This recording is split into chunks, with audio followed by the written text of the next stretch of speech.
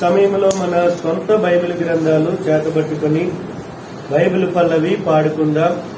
సొంత బైబిల్ గ్రంథాలు చేతబట్టుకుని బైబిల్ పల్లవి పాడుకుందాం. పఠింప శ్రేష్ఠ గ్రంథం, పరిశుద్ధ గ్రంథం, అనుదినము పఠించిన ప్రేమతో నడుపును.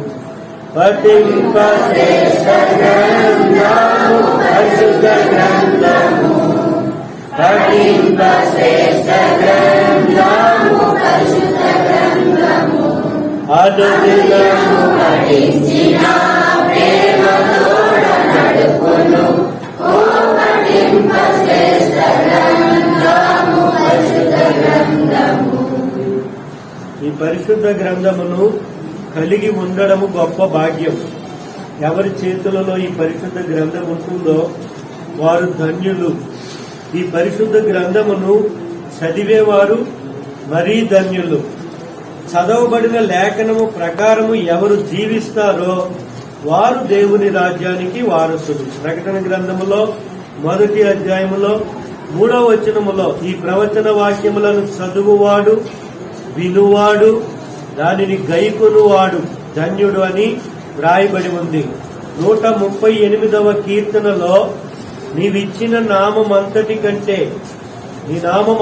కంటే నీవిచ్చిన వాక్యమును నీవు గొప్ప చేసి ఉన్నావు. కాబట్టి ఈ భూమి మీద అమూల్యమైనది, విలువైనది, పరిశుద్ధమైనది, ఎన్నటికీ నశించిపోనిది ఏదైనా ఉంది అంటే అది ఈ వాక్యమే.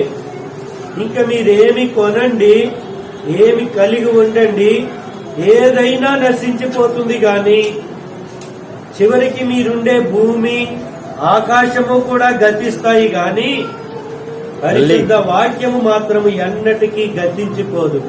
అందుకే ఈ వాక్యమును జీవవాక్యము అన్నారు. ఈ వాక్యాన్ని కలిగి ఉండాలి. పరిశుద్ధ గ్రంథం నా సొంత బైబిల్ ఇది అని చెప్పేలాగున ఒక సొంత బైబిల్ గ్రంథం కలిగి ఉండాలి. ప్రతిరోజు చదవాలి. మోకాళ్ల మీద బైబిల్ గ్రంథం చదువుకోవాలి. ఆ చదవబడిన వాక్యము ప్రకారము మనము జీవించాలి. అప్పుడే పరలోక రాజ్యానికి వారసులం అవుతాం.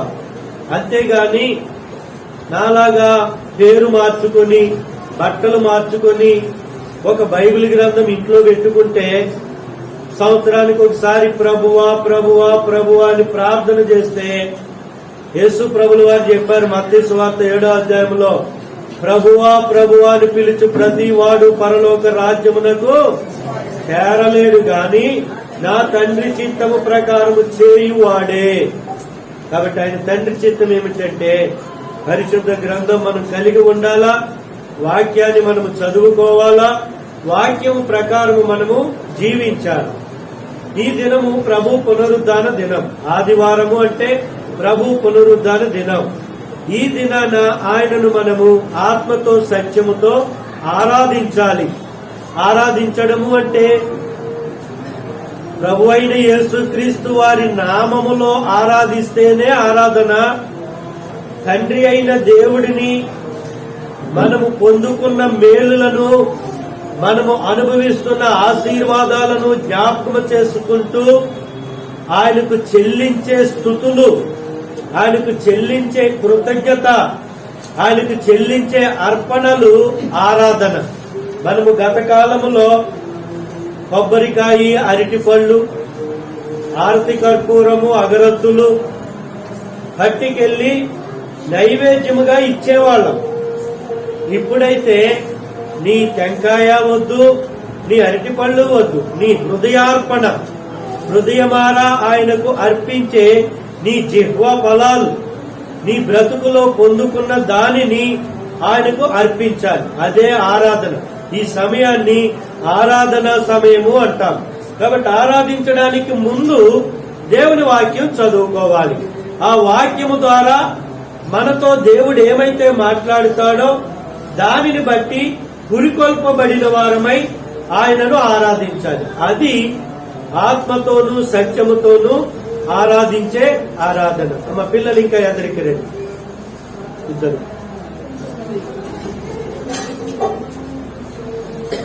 పరిశుద్ధ బైబిల్ గ్రంథములో నుండి కీర్తనల గ్రంథము 71వ అధ్యాయం 71వ అధ్యాయము 24 వచనాలు మార్చి చదువుకుంటాం. 24 వచనాలు కూడా మార్చి చదువుకుందాం. అక్కడ ఖాళీ ఉంది సుజీ వెళ్ళడానికి. సరే, 71వ అధ్యాయం మార్చి చదువుకుందాం. యెహోవా, నేను నీ శరణు జొచ్చి ఉన్నాను, నన్నెన్నడను సిగ్గుపడనీయకము.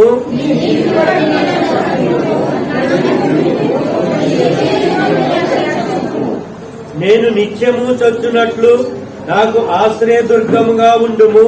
నా శైలము, నా దుర్గము నీవే.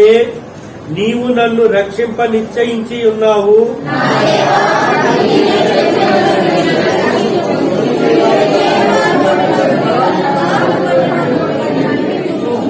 నా ప్రభువా యెహోవా, నా నిరీక్షణాస్పదము నీవే. బాల్యము నుండి నా ఆశ్రయము నీవే.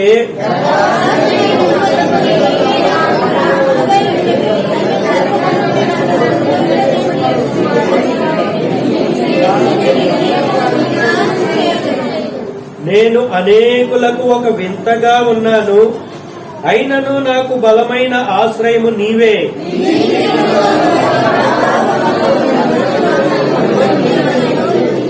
వృద్ధాప్యమందు నన్ను విడనాడకము. నా బలము క్షీణించినప్పుడు నన్ను విడువకుము.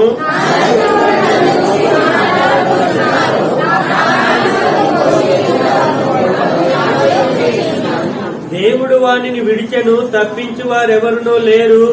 వానిని తరిమి పట్టుకొనుడని వారు అనుకొనుచున్నారు.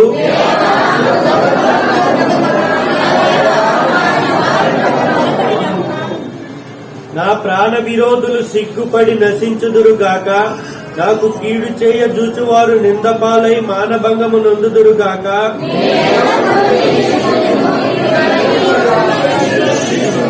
నీ నీతిని, నీ రక్షణను నా నోరు దినమెల్లా వివరించును. అవి నాకు ఎన్న శక్యము కావు.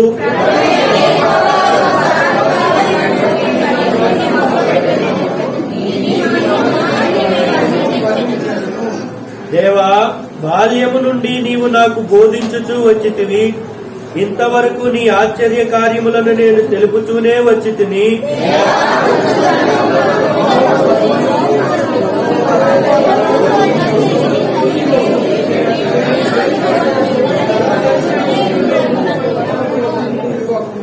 దేవా, నీ నీతి మహా ఆకాశమంత ఉన్నతమైనది. గొప్ప కార్యములు చేసిన దేవా, నీతో సాటి అయిన వాడెవడు?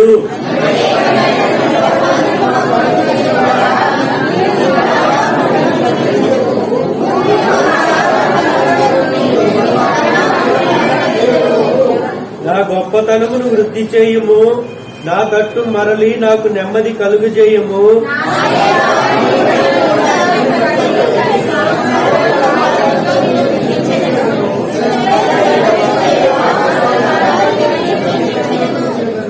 నేను నిన్ను కీర్తించినప్పుడు నా పెదవులను నీవు విమోచించిన నా ప్రాణమును నిన్ను గూర్చి ఉత్సాహధ్వని చేయును.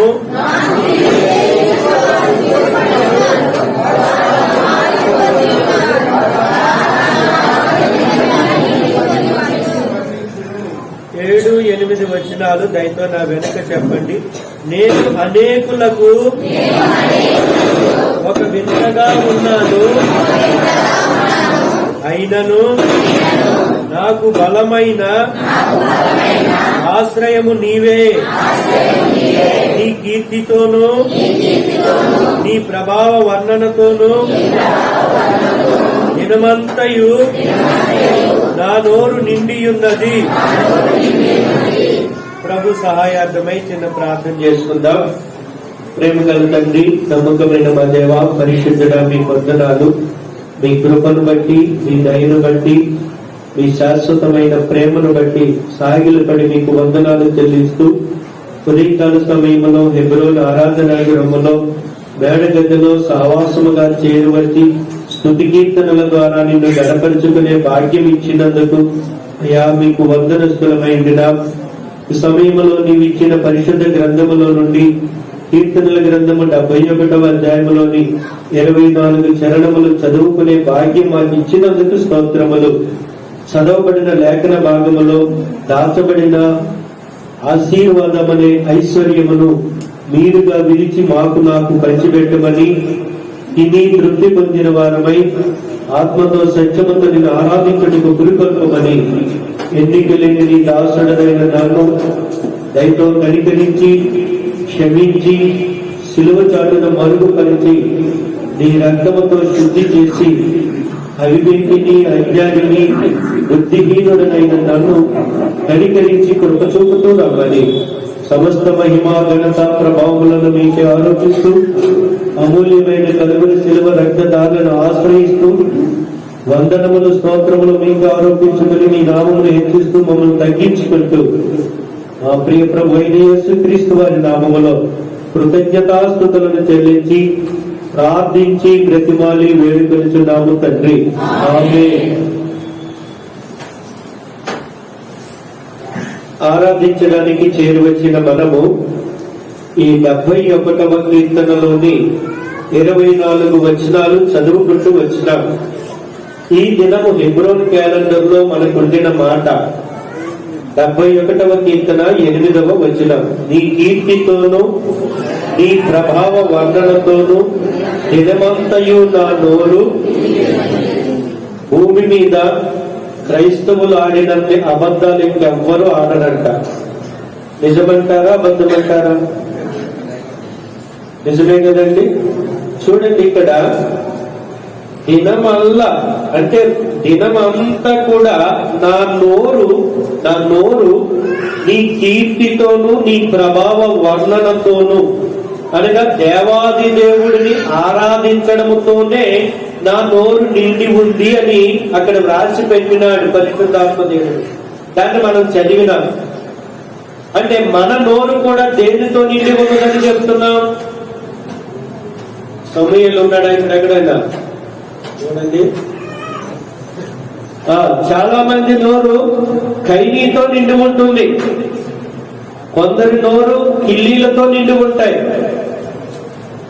కొందరు నోరు పొగాకుతో నిండి ఉంటాయి, ఇంకొందరు నోరు కాని మాటలతో నిండి ఉంటాయి, కొందరి నోరులు పాటలతో నిండి ఉంటాయి. ఏ పాటలు అవి? సినిమా పాటలతో నిండి ఉంటాయి. ఎక్కడో కొందరు ఉంటారు, వారి నోరు దేవునిని కీర్తించే ఆయన కీర్తనలతోనూ దేవుడిని వర్ణించుకునే ఆయన ప్రభావ స్వరూప దర్శన వర్ణనలతో వారి నోరు నిండి ఉంటారు. అది చాలా తక్కువగా ఉంటాయి. ఈ కీర్తన ఎవరు రాసినారు? పైన చదవండి, 70వ కీర్తనలో ప్రధాన గాయకునికి దావీదు. ఈ కీర్తనల గ్రంథంలో ఎన్ని కీర్తనలు ఉన్నాయండి? 150 కీర్తనలు ఉన్నాయి. అన్ని దావీదు రాయలేదు. సొలొమోను రాశాడు, మోషే రాశాడు, ఆషాపు రాశాడు, కోరాహు కుమారులు రాశారు. కానీ ఎక్కువ కీర్తనలు ఎవరు రాశారు? దావీదు రాసినాడు. దావీదు రాసిన ఈ కీర్తనలలో ఎక్కువ భాగము స్తుతించడము, ఆరాధించడము, గణపరచడము ఉంటుంది.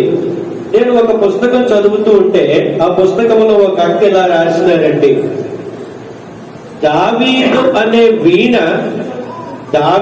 అనే వీణ శృతి చేయడానికి దేవుడు అనేక తీగలను దానికి కట్టినాడు. దావీదు అనేది ఒక వీణ.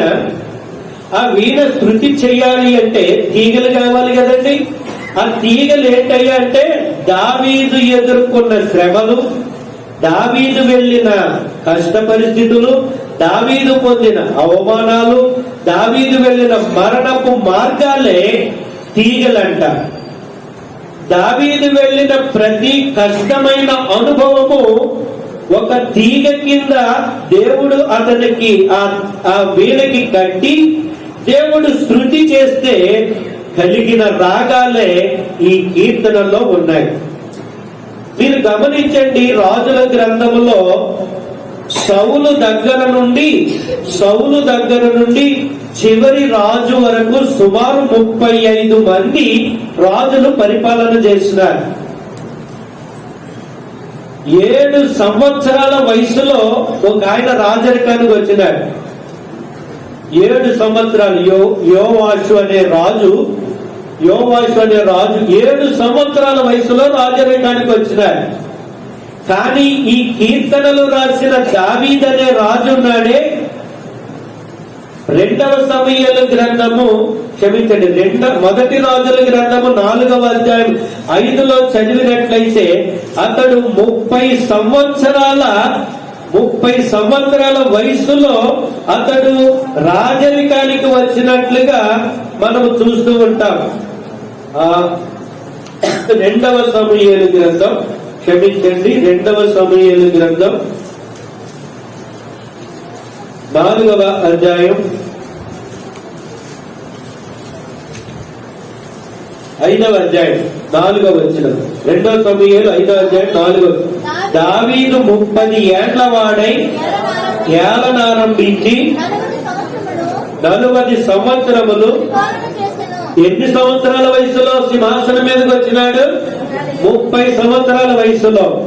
గొల్యాతును చంపేటప్పటికి అంటే తన వయసు సుమారు 14 లేదా 17 మధ్యలో ఇతని వయసు ఉండవచ్చు.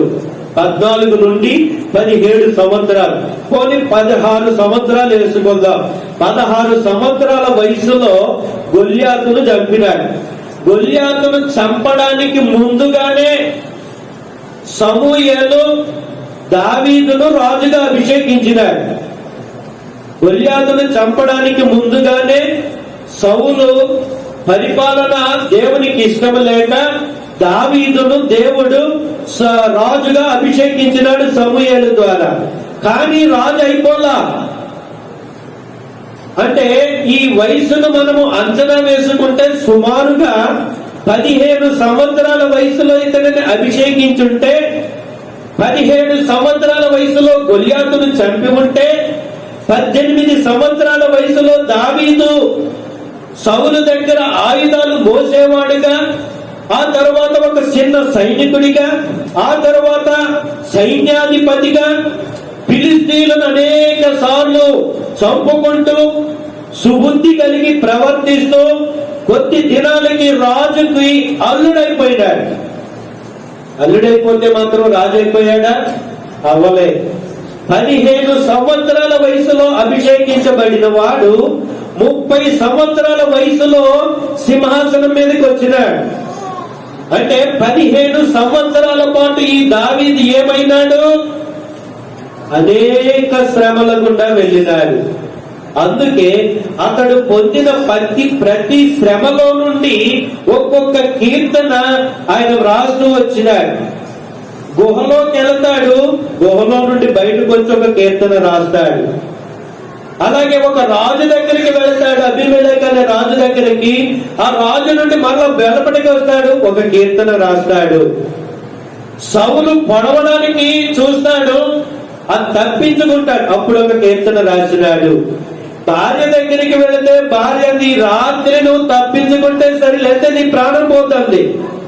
ఆ రాత్రి మంచంతో సహా తీసుకెళ్లిపోయినాడు సౌలు అతని ఇంటికి. కానీ అక్కడ మంచం మీద దావీదు లేడు, ఒక బొమ్మ ఉంది.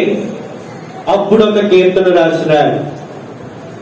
ఇలాగ తన జీవితంలో పొందిన అనుభవాలను తీసుకొచ్చి రాసిన కీర్తనలు కాబట్టే ఇప్పటికీ కూడా ఈ కీర్తనలను పరిశుద్ధాత్మ దేవుడు అజరామరముగా ఉంచినాడు. ఈ కీర్తనలలో ఒక్కొక్క చరణము తీసుకొని కొన్ని వేల పాటలు రాస్తూ వచ్చినారు భక్తులు. ఈ కీర్తనలు మాత్రం నేటికి సజీవంగా ఉన్నాయి. ఇప్పుడు మనము చదువుకున్న ఈ కీర్తన దావీదు యొక్క అనుభవంలో నుండి వచ్చిన కీర్తన. ఏమిటైన అనుభవము? ఒక్క మాట చూడండి. మనం ఒక్క మాట చదువుకున్నాం, 7వ వచనం 71:7. చాలండి. నేను అవివేకులకు ఒక వింతగా ఉన్నాడంట, వింతగా ఉన్నాడంట. ప్రియులారా, దావీదు వింతగా ఉండడం ఏంటి? దావీదుకి 2 కాళ్ళు 2 చేతులే కదా ఉన్నాయి.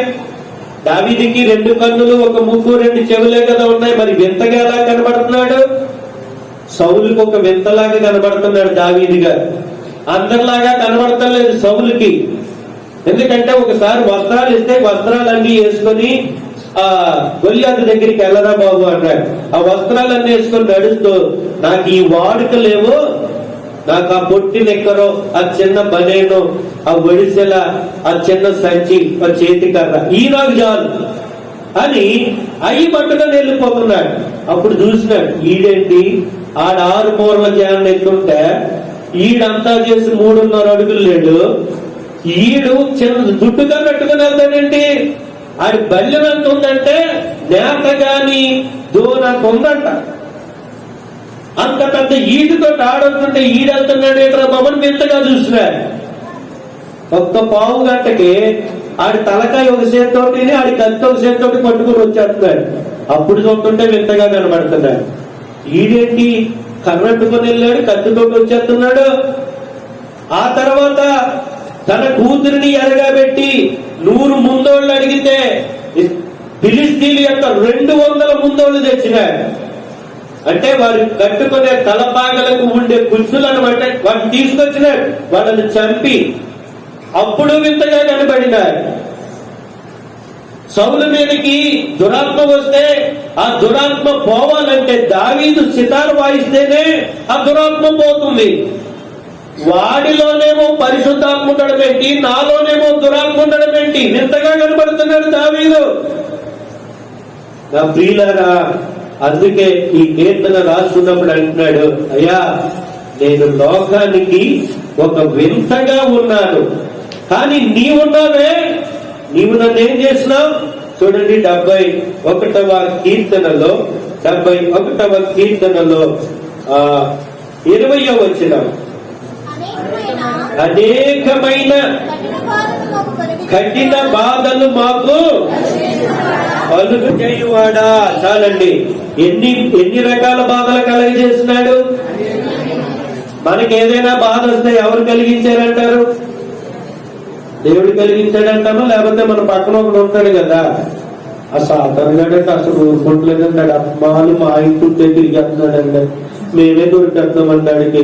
ఇంకెవరింటికి వెళ్తాడు అంటే మీకు దొరక, మిమ్మల్ని కాకుండా పక్కింటి పట్టుకోవాలని మన ఉద్దేశం. అంటే ఆడు మమ్మల్నే పట్టేసుకుంటున్నాడండి, ఎక్కువగా మమ్మల్ని జల్లి చేసేస్తున్నాడండి.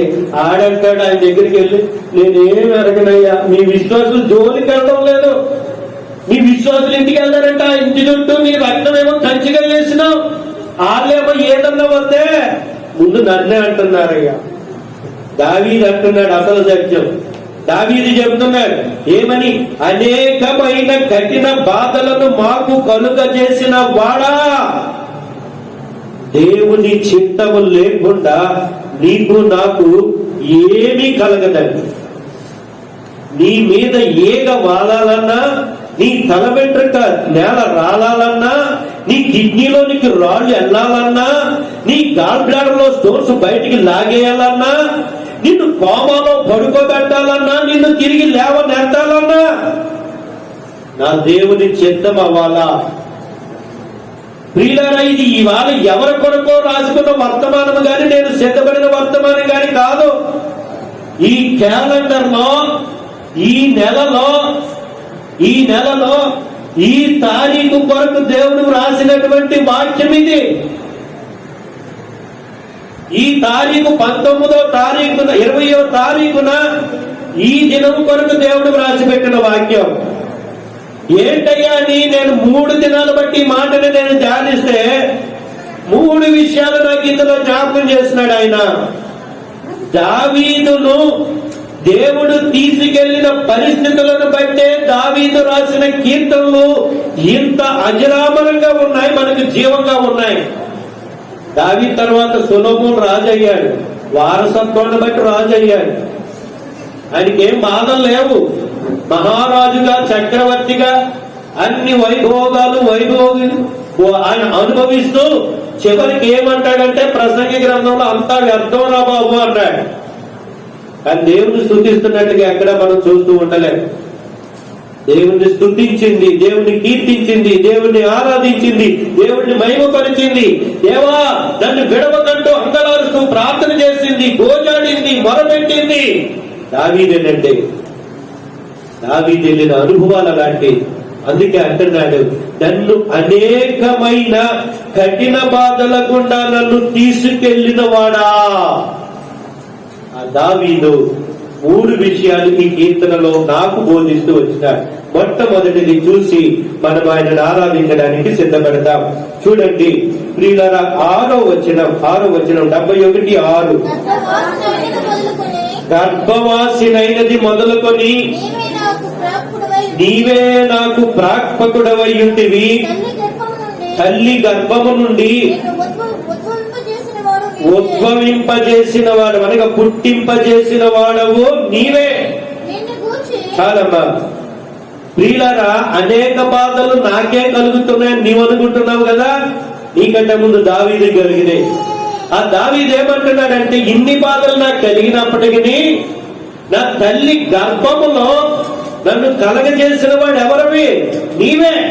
అందుకే కీర్తన గ్రంథం 119వ అధ్యాయంలో అంటాడు, నీ చేతులే నాకు రూపును ఏర్పరిచినవి అంటాడు. 139లో అంటాడు, నా తల్లి గర్భములో పిండమునై ఉండగా నీ కన్నులు నన్ను చూచినవి. తల్లి గర్భములో ఉండగానే, పిండముగా ఉండగానే నీ చేతులతో నాకు రూపాన్ని ఏర్పరచి, నాకు ముక్కు ఇక్కడ ఉండాలా, చెవులు ఇక్కడ ఉండాలా, కన్నులు ఇక్కడ ఉండాలా, నాకు 2 చేతులు ఉండాలా అని నా అంతరింద్రియాలన్నిటినీ కలుగు చేసిన వాడు నీవే. అందుకు నేను నిన్ను దినమెల్లా ఆరాధించుకుంటానయ్యా. అంటే ఎన్ని బాధలన్నా ఉండని, అదుల్లామా గుహలో ఉన్నాడంట ఒక రోజంతా. కానీ అక్కడ కూడా ఏమంటున్నాడు, ఈ గుహలో కూడా నాకు నీవు తోడుగా ఉన్నావు, అందుకు నీకు వందనాలు. ఎందుకు? నా తల్లి గర్భములో నన్ను పిండముగా ఉన్నప్పుడు నువ్వు నన్ను చూశావు, నన్ను గుర్తించావు. తర్వాత 5వ వచనము చివరిలో ఏమంటాడంటే,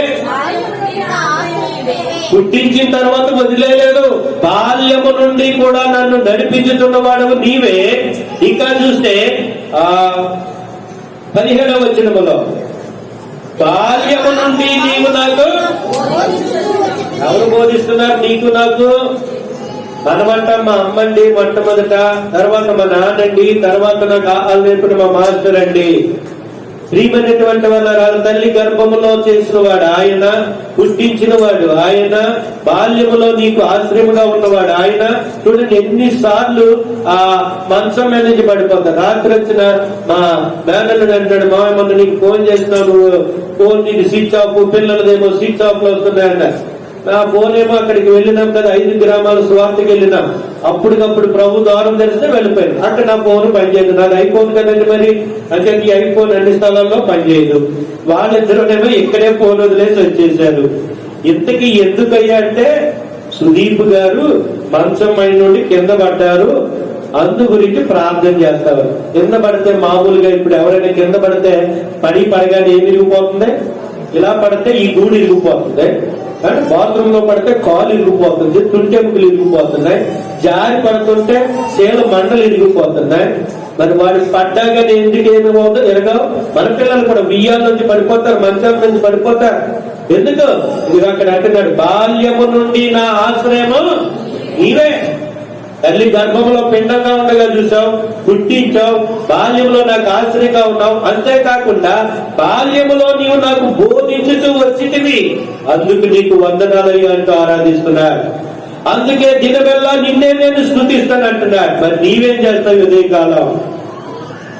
ఎంతవరకు నీ వెళుతున్న బాధలు కాదు, అసలు నీ తల్లి గర్భములో నిన్ను రూపించిన వాడు ఆయన, నిన్ను జన్మింపజేసిన వాడు ఆయన, నీ బాల్యము నుండి ఆశ్రయముగా ఉన్నవాడు ఆయన, నీకు బోధించుతూ వచ్చిన వాడు ఆయన అని ఎరిగితే ఈ ఉదయకాల సమయంలో, దావీదా నీవు కాదయ్యా, నేనాయనను ఆరాధిస్తా. ఇప్పుడు నా తల్లి గర్భములో పిండముగా ఉండగా ఆయన చూసిన కన్నులను బట్టి ఆయనకు స్తోత్రములు.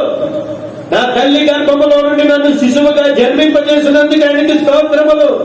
బాల్యములో నాకు ఆశ్రయముగాను, నేను నడవవలసిన రీతిలో నన్ను నడిపించినట్లు ఆయనే బోధించినాడు.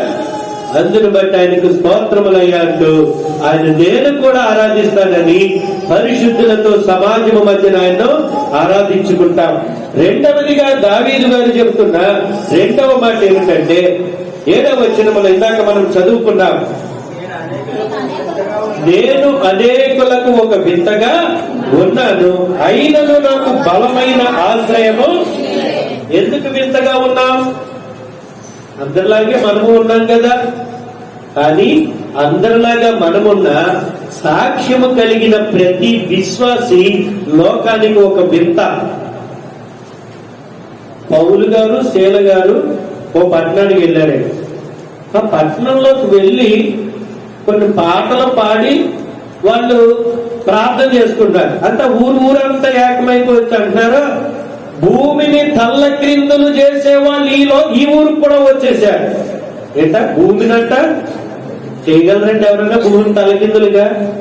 భూమికి పునాదులు వేసిన వాడు దేవుడు. ఆ భూమి యొక్క పునాదులు ఆయన వేసినాడు. ఆయన పాదపీఠం ఈ భూమి. మనం ఒక రాట నేయడానికి తవ్వుతుంటేనే చప్పలు పట్టేసి ఆ మట్టి తీసుకుంటే చేతులు ఒలితైపోతుంటే భూమినే తలకిందులు. అంటే ఒక యేసుక్రీస్తు ప్రభుల వారిని కలిగిన మానవుడు భూమి మీద ప్రతి అన్యుడికి కూడా ఎలా కనబడతాడంటే వింతగా కనబడతాడు. మొన్న కొన్ని ఊర్లు వెళ్ళినాం, 5 గ్రామాలు వెళ్ళాం. ఆ గ్రామాలు వెళ్ళినప్పుడు అలా మేమిద్దరు, ఒక పాప నేను వేరే ఇంటికి వెళ్ళినాం.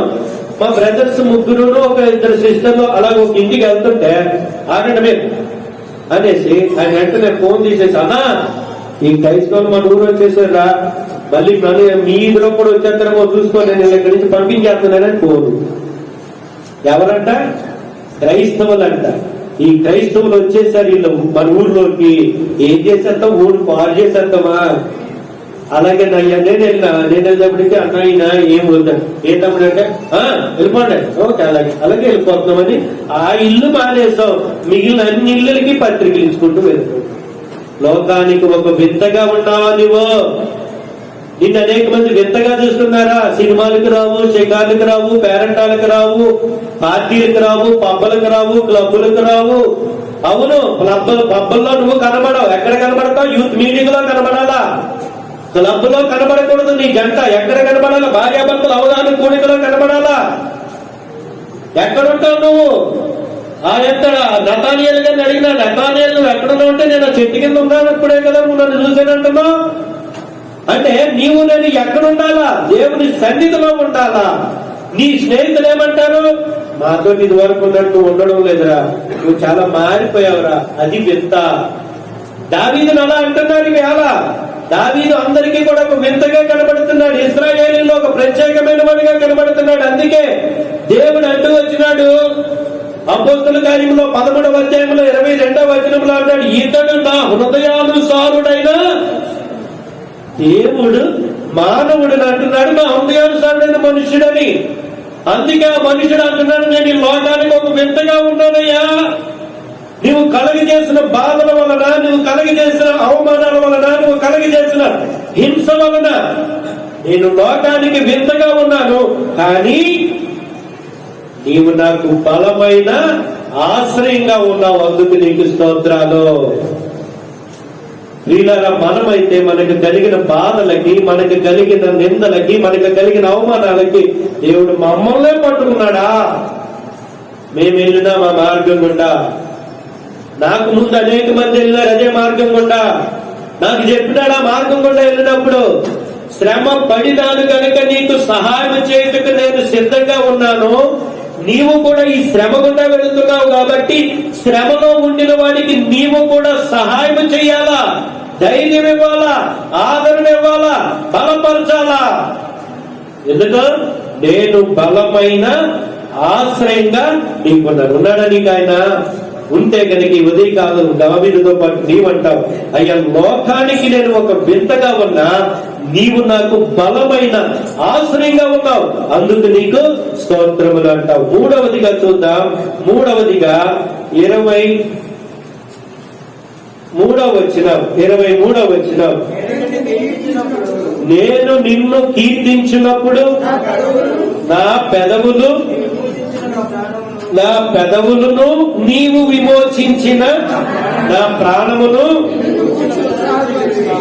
ప్రియులారా, ఈ పెదవులు పైకి కనబడేవి, కానీ ఈ పెదవులు దాటి రాకుండా ఒకటి లోన్ ఉంది. ఏంటది? నాలుక. అది చాలా ప్రమాదకరమైంది. అపోస్తులైన యాకోబు గారు ఒక పత్రిక రాసినాడు. యాకోబు రాసిన పత్రిక అంటాం. అది చాలా చిన్న పత్రిక, 5 అధ్యాయాలే ఉంటాయి, కానీ అందులో నాలుక గురించి చాలా మాటలు రాసినాడు. మన నాలుక చాలా ప్రమాదకరమైంది, అదే సమయంలో మన నాలుక చాలా శ్రేష్టమైనది. ఈ నాలుకతోనే దేవుని స్తుతించవచ్చు, ఈ నాలుకతోనే పరుడిని ఇంకొకటి శపించవచ్చు. అందుచేత ఈ నాలుకను పెదవులను కాచుకుంటూ ఉంటారు.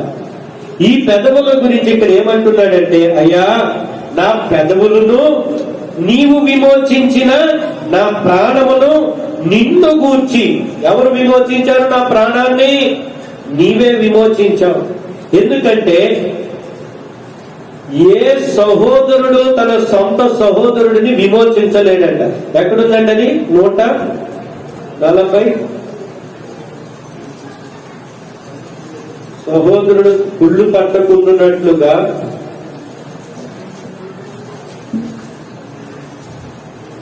విమోచించలేడు.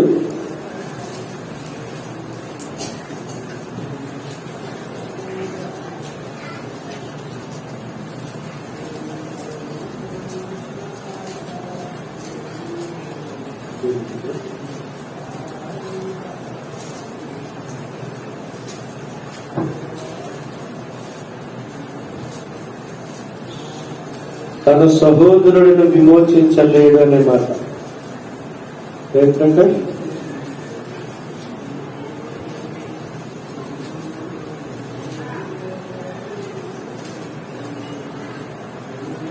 ఆయన మాత్రమే నిన్ను నన్ను విమోచించిన వాడిగా ఉన్నాడు. నీ కొరకు నా కొరకు ఆయన రక్తమును దారులుగా పోసి నిన్ను నన్ను విమోచించడానికి ఆయన ప్రాణాన్ని పెట్టినాడు. నా ప్రియమైనటువంటి వాళ్ళారా, అందుకే ఇక్కడ కీర్తనకారుడు అంటున్నాడు, అయ్యా నీవు నన్ను విమోచించినావు, నీవు విమోచించిన ఈ ప్రాణముతో నేను నిన్ను స్తుతిస్తాను అంటున్నాడు. నీ ప్రాణము విమోచించబడిందా? కుళ్ళు చూడక తన సహోదరుడిని విమోచించువాడు నీవే అని కీర్తనాకారుడు రాస్తూ వచ్చినాడు. కాబట్టి ఇక్కడ కీర్తనాకారుడైన దావీదు ఏమంటున్నాడంటే, నీవు నన్ను విమోచించినావు, నా ప్రాణమును విమోచించినావు, అందును బట్టి నా పెదవులతోనూ నీవు విమోచించిన ప్రాణముతోనూ నేను నిన్ను స్తుతిస్తాను.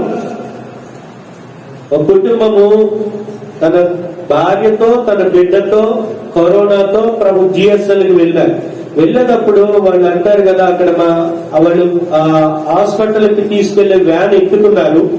మా మిగిలిన సిస్టర్లు కూడా చూస్తున్నారంట. పాపం ఏడ్చుకుంటూ ఏవో కొన్ని బట్టలు బ్యాగులో పెట్టేసుకొని ఇంటికి తాళం వేసి 108 వచ్చినప్పుడు అంబులెన్స్ లోకి ఎక్కుతూ ఇల్లెక్కలా చూసుకుంటారంట. ఆ బ్రదర్ అంటాడు కదా, ఇప్పటికీ మరలా ఇంటికి వస్తామనే నమ్మకము మాకు లేదు. చిన్న బిడ్డ, ఆ బిడ్డతో పాటు వెళ్ళాం. ఆ తర్వాత వచ్చాక మా ప్రాణములను ఆయన విమోచించినాడు. నీ ప్రాణము యొక్క విలువ ఎప్పుడైనా ఎరిగినావా? నీ ప్రాణం కొరకు నువ్వేమైనా ఇస్తావు. చివరికి నీ ప్రాణము నీకంత విలువైనది. నీ ప్రాణం అంత విలువైనది కాబట్టే నీకు ఉండిన అంత. ఒకడు తన సర్వలోకమును సంపాదించి తన ప్రాణము పోగొట్టుకుంటే వానికి ఏమి ప్రయోజనము అన్నాడు యేసు ప్రభువు వారు. ప్రాణం కొరకు తనకు కలిగిందంతా మనం ఇస్తాం. ఆస్తి ఉంటే ఆస్తి అమ్ముతాం, ఇల్లుంటే ఇల్లు అమ్ముతాం, పొలం ఉంటే పొలం అమ్ముతాం, ఏమైనా పర్లేదు, కానీ అది ప్రాణంతో ఉంటే చాలయ్యా అంటాం. అలాంటి నీ ప్రాణం నా ప్రాణం కొరకు యేసుక్రీస్తు ప్రభువు వారు తన ప్రాణం పెట్టినాడు. ఆయన తన ప్రాణమును నీ కొరకు నా కొరకు పెట్టాడు. ప్రాణానికి ఆధారమైనది ఏంటండి? డాక్టర్ గారు ఇక్కడ ఉన్నారు, మందుల షాప్ వాళ్ళు, మెడికల్ షాప్. అమ్మా, రక్తం. ప్రాణానికి ఆధారమైంది రక్తం. రక్తం బాగా పోయిందనుకోండి, కిడ్నీ బాగున్నా, కళ్ళు బాగున్నా, మెదడు బాగున్నా, కాలేయం బాగున్నా, ఊపిరితిత్తులు బాగున్నా, పెద్ద పేగు చిన్న పేగు అన్ని బాగున్నా రక్తం అంతా అయిపోతాయి. ఏమైపోతుంది? గుండె అంటే ప్రాణం అంతటికి కూడా ఆధారమైంది ఆ రక్తాన్ని యేసుక్రీస్తు ప్రభుల వారు నీ కొరకు నా కొరకు చివరి బొట్టు వరకు కూడా చిందించినారు. అందుకే ఇక్కడ కీర్తనకారుడు అంటున్నాడు, నీవు విమోచించిన ప్రాణముతో నా పెదవులతో నేను నిన్ను ఆరాధిస్తా, స్తుతిస్తా. చదవండి మాట 23వ వచనం, నేను నిన్ను కీర్తించినప్పుడు నా పెదవులను నీవు విమోచించిన, నీ ప్రాణమైన విమోచించినాడా? నీ ప్రాణము విడుదల పొందిందా? ఇంకా బంధకాల్లోనే ఉందా? చాలా మంది ప్రాణాలు ఇంకా కొన్ని వ్యసనాలతో బంధించబడి ఉన్నాయి, కొన్ని అలవాట్లతో బంధించబడి ఉన్నాయి. కోపము, పగ, ప్రతీకారము, ద్వేషం అనే వాటితో బంధించబడి ఉంటే ఇప్పుడే ప్రభువు యేసుక్రీస్తు వారి దగ్గరికి రా. ప్రభువా, నా పెదవులను నా ప్రాణాలను విమోచించావు అని దావీదు అంటున్నట్లుగా నా ప్రాణమును కూడా నీవు విమోచించడానికి సిలువలో బలి అయినావు. నేను నమ్ముతున్నానయ్యా, నీ రక్తాన్ని ఆశ్రయిస్తున్నానయ్యా అంటే వెంటనే ఆయన నీ జన్మ కర్మ పాపాలకు క్షమాపణ, నరకపు శిక్ష నుండి నీ ప్రాణాన్ని విమోచించేవాడిగా ఉంటాడు. దావీదు అట్టి విడుదల పొందినాడు. అందుకే అంటున్నాడు ఆయన, నా తల్లి గర్భములో నన్ను చూసినందుకు, జన్మింపజేసినందుకు, బాల్యము నుండి నాకు ఉపదేశము చేస్తున్నందుకు నీకు వందనాలు. లోకానికి వింతగా కనబడేలాగున అనేక కఠిన బాధల గుండా నన్ను తీసుకుని వెళ్ళి నన్ను మాత్రము నిన్ను స్తుతించేవాడిగా చేసినావు. నాకు నువ్వు బలమైన ఆశ్రయంగా ఉన్నావు. అందుకు నీకు స్తోత్రములు అయ్యా. విమోచించబడిన నా ప్రాణముతో, నా పెదవులతో నిన్నే కీర్తిస్తున్నానని సాగిలిపడి ఆరాధిస్తున్నారు. అలాగున నీ జీవితంలో కూడా అనుభవం ఉంటే ఆయనను ఆరాధించడానికి పరిశుద్ధాత్మ దేవుడు సహాయం చేయనుగాక. దయచేసి లేచి నిలబడి ఒక పల్లవి చరణము పాడుకునడం ద్వారా మనము ఆయనను ఆరాధించడానికి పురుగొల్పబడతాం.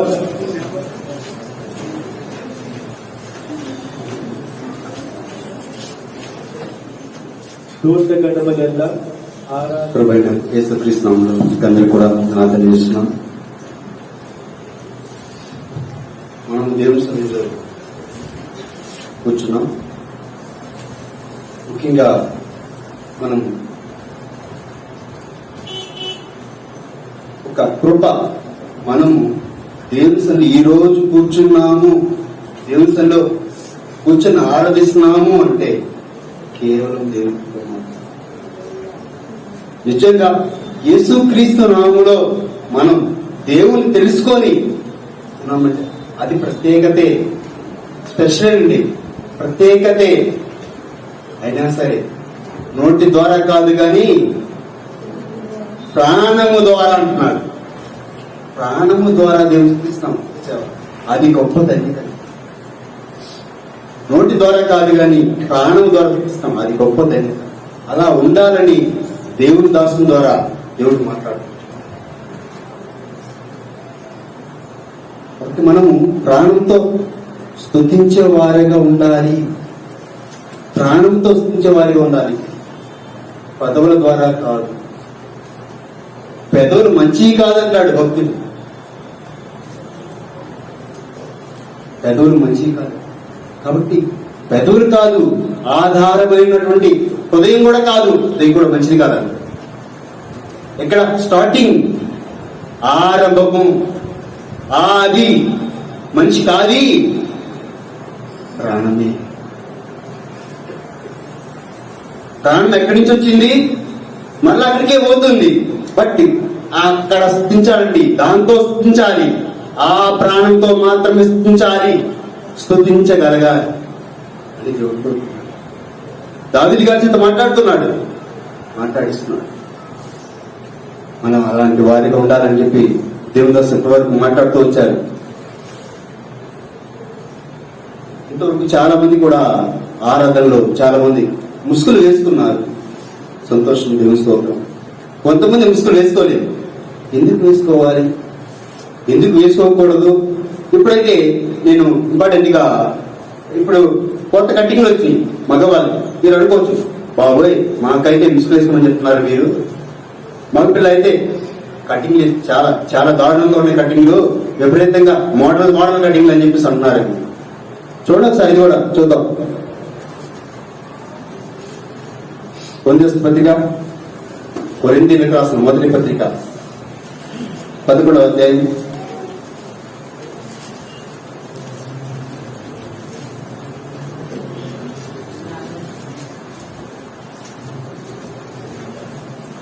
13వ వచనం. మీలో మీరే యోచించుకొనుడి. మీలో మీరే యోచించుకొనుడి.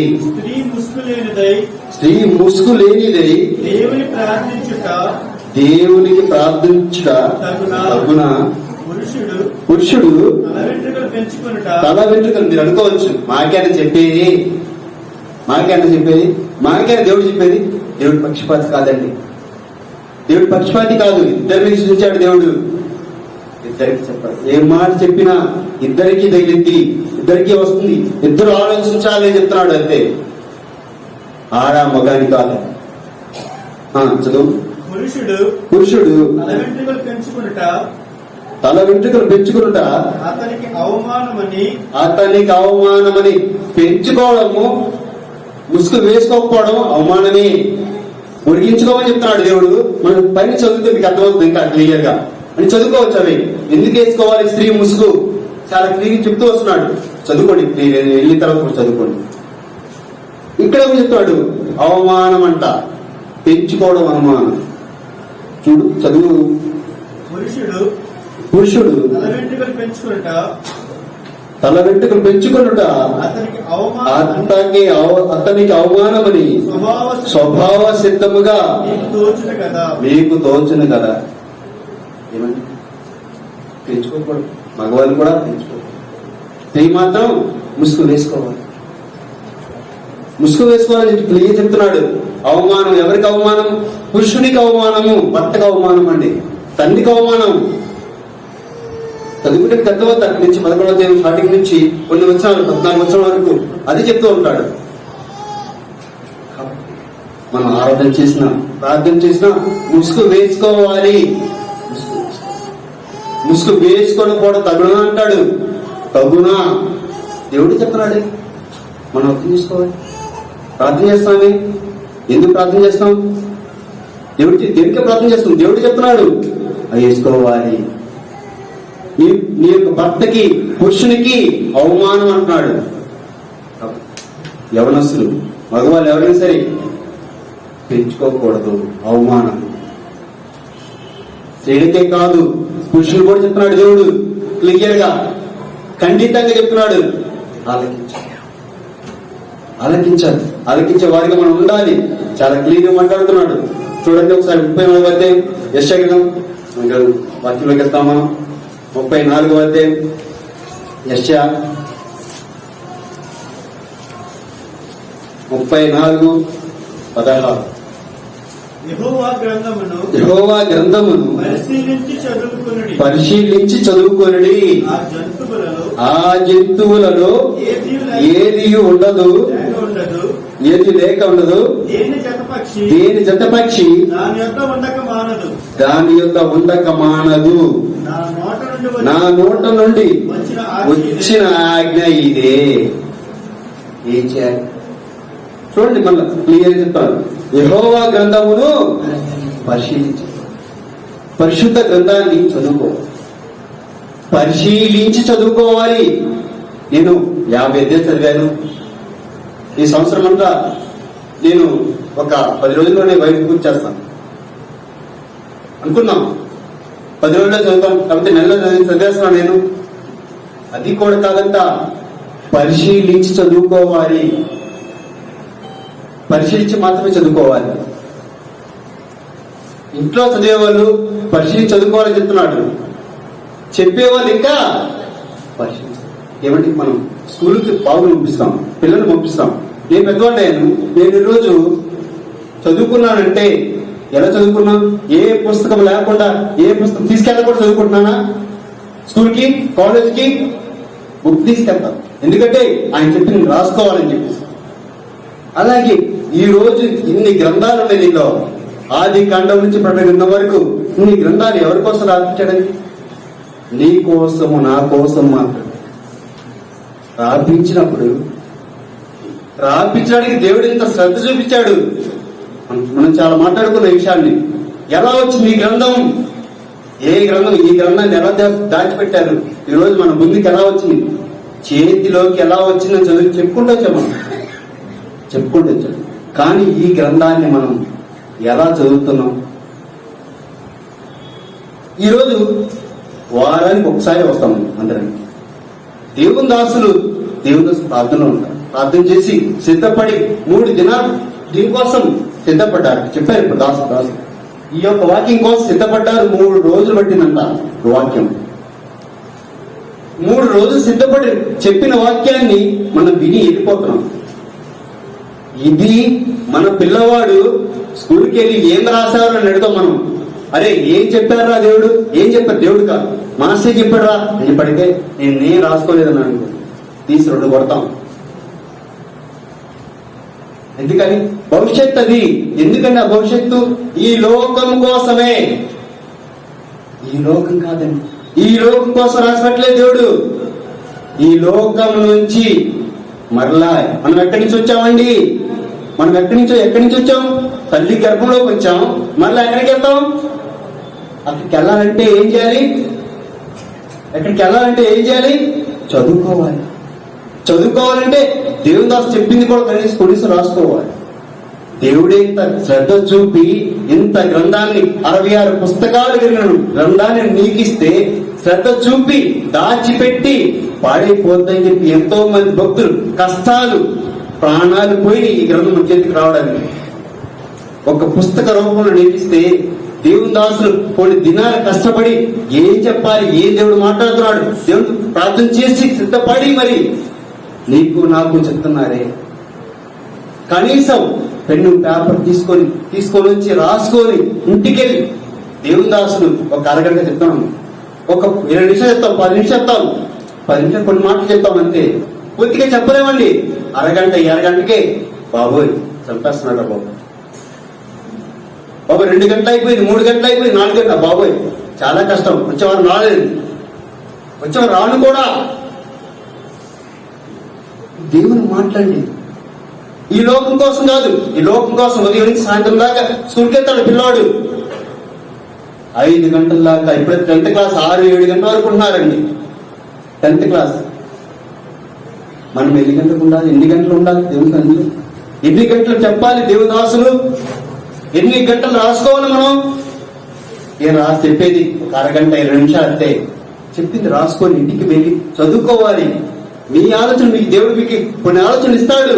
ప్రార్థనలు ఉంటారు కాబట్టి, ప్రార్థన చేసుకుంటూ ఉంటారు కాబట్టి మీకు దేవుడు చాలా వేరుగా ఉంది. దేవుని దాసు నుంచి ఆలోచనలు ఉంటాయి. ప్రార్థనలు ఉంటారు కాబట్టి దేవుడు చెప్తాడు కాబట్టి చెప్తూ ఉంటాడు. దాన్ని మనం రాసుకొని ఇంటికి వెళ్ళి చదువుకోవాలి. ఏం చెప్పారు నాతో కూడా ఏం దేవుడు ఏం మాట్లాడతాడు? ప్రార్థన పూర్వకంగా చదువుకోవాలి. దేవుడు చెప్తున్నారు మోకాళ్ళ మీద చదువుకోండి చాలా సార్లు చెప్తున్నారు. పర్లేదు, మోకాళ్ళ మీదే కాదు, చదువుకున్నప్పుడు ప్రార్థించి చదువుకుంటే మీ ఆలోచన మీకు ఇస్తాడు దేవుడు. మీరు ఎలా ఉండాలో, ఎలా ఉన్నారో, ఎలా సరిచేయబడాలో, ఎలా ఆరాధించాలో దేవుడు చెప్తాడు. అలా ఉండడానికి దేవుడు సహాయం చేయాలి. చదువుకుందాం. మనకు బాగానికి వద్దామా? యోహాను సువార్త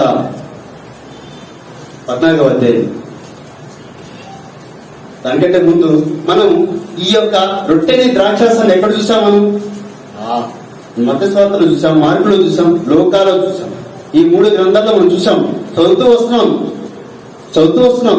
దీనికంటే దేవుడు యేసుప్రభువారే మాట్లాడారు. రొట్టెని ఎత్తుకొని కృతజ్ఞతాస్తుతులు చెల్లించి వారిని విరిచి వారికి పంచిపెట్టాడు. మత్తయి సువార్తలో చెప్పాడు, అదే మార్కులో చెప్పాడు, లోకాలో చెప్పాడు. ఈ వ్యక్తి ఇంతకంటే అప్పుడు ఇంకా సిలువ వేయడానికి ముందే, ఆ దినమే సిలువ వేస్తారేమో దినం, అంతకు ముందే మాట్లాడుతుంటాడు ఈ విషయాన్ని. అంతకంటే ముందే మాట్లాడలేదా యేసుప్రభు? ఆ విషయాన్ని ఇంతకుముందు చెప్పలేదా? చెప్పారండి, చెప్పే ఉన్నారు కూడా. చూడండి ఒకసారి లూకా సువార్త 14వ అధ్యాయం 14 లూకా 14.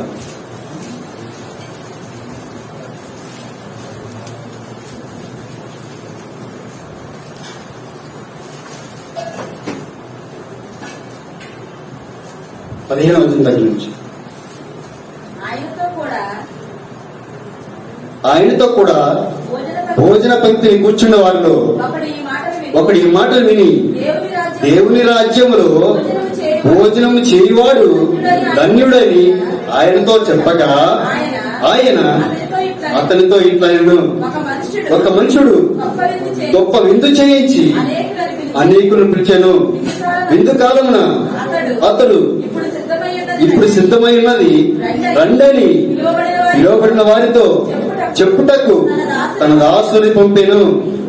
అయితే వారందరూ ఏక మనసుతో నెపలు చెప్పసాగిరి.